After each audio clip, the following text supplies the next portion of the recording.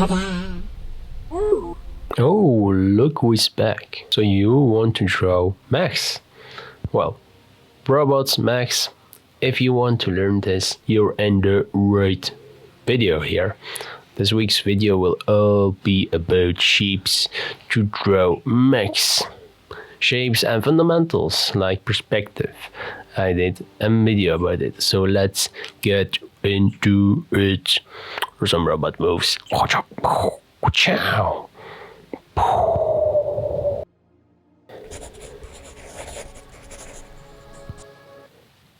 So don't forget to like and comment and to subscribe, otherwise I'll be coming for.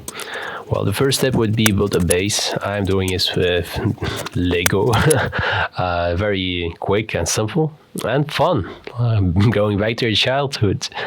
And you can see I just drew over this with some modifications like the hat. That's difficult. But don't panic. We'll just be using the base shapes and perspective and references. So this will be a bit more difficult here because we're going to draw from imagination. Well, somehow we'll still be using refs, and it will help us greatly, but this is difficult. It's all coming from you. Because it's up to you to kind of make the decisions what you choose from, what you choose to draw when you're inspired from so many references on the internet, like a ton. Probably more than anyone would need to make a mech drawing or a robot. So pick some and stick to a consistent shape language. If there are different shape languages in the refs that you chose, then it's again up to you. I know it's difficult to choose one style, and I'm talking about shape language here, and to stick to that. It's not easy, but after some time, you'll probably get it. You'll probably fail your first, third time. If it's your first time, well, bit by bit, you'll be able to do this.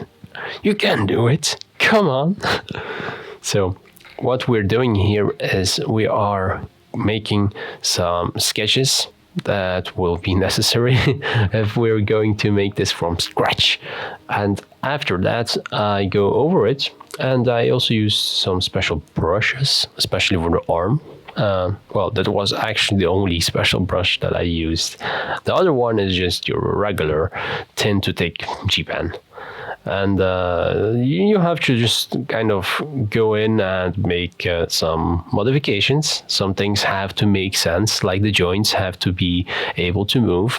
And the perspective has to be right. As you can see, I'm messing it up a little bit here, but I'll go back and fix it later on.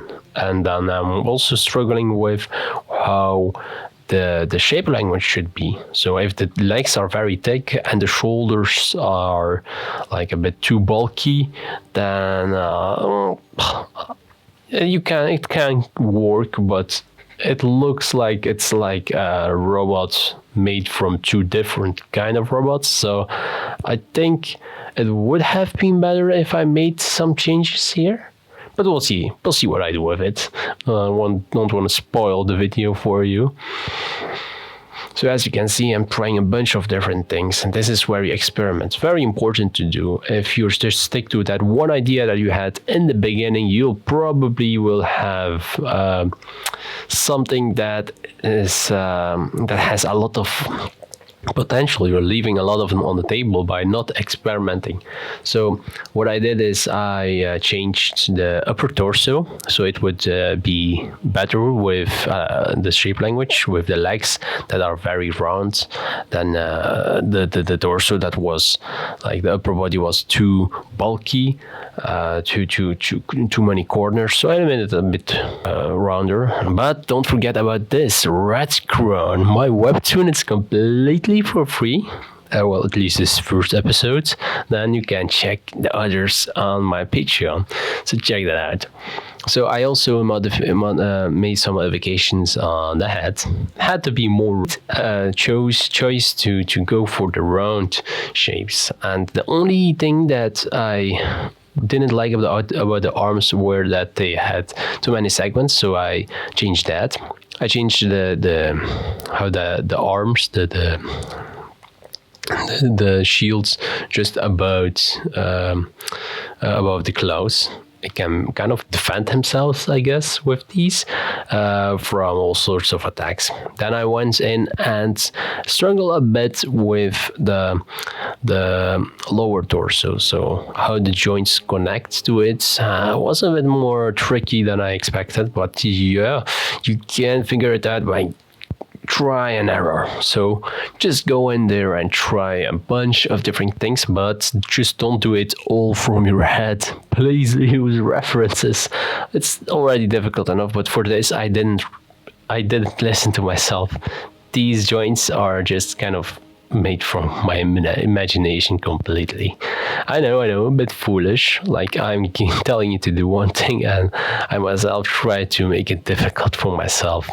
I was also struggling here a bit, but the thing is, you can't do too many overlaps. You have to think about the overall shape. Like if you fill it in with black, will it still be kind of clear what the design is? So I made some changes. And an extra tip, but this one is only for my Patreons. It's not only an extra tip, but you can actually see a full process video on my Patreon. If you have some art struggles, go there and just look at all my tips that I collected for years.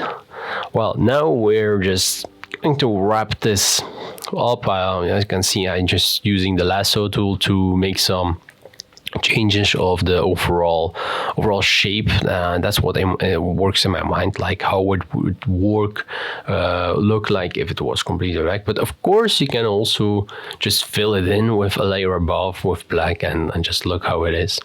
Also very important to make the outer line thicker than the inner lines, because everything that you kind of can wrap your hand around should be a bit thicker, because it's what kind of defines your drawing.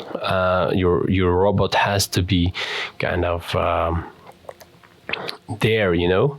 By making these thicker lines, you do some structure. You make some structure in your line work. And once we're finished with these lines, I also adding some highlights. I just like that shine on that thing. Once we're done with that, we're going to the grayscale. So nothing too flashy here, just making some overall shadows where it makes sense, like under the arms and where the lights won't be able to escape as easily, and that's called occlusion, the occlusion shadows. Yes. So yeah, that's it. That's what what's in my mind. So I'm adding some highlights above, some lights in the eyes where the robot is kind of looking at you.